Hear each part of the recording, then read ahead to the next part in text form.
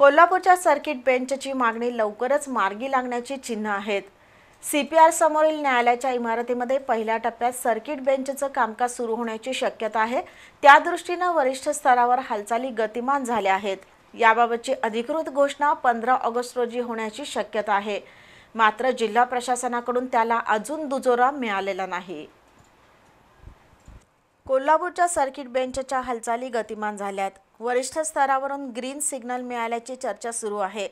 CPR समोरील न्यायालयाच्या इमारतीमध्ये सध्या कार्यरत असणारी न्यायालय स्थलांतरित करण्याच्या सूचना दिल्या आहेत। त्यानुसार कागदपत्रांची बांधाबांधी सुरू झाली आहे। या इमारतींची डागडुजी जलद गतीने केली जाणार आहे। आज काही वरिष्ठांनी या इमारतीची पाहणी केल्याचं समजतंय। साधारण 15 ऑगस्ट रोजी कोल्हापूरच्या सर्किट बेंचची घोषणा होण्याची शक्यता आहे।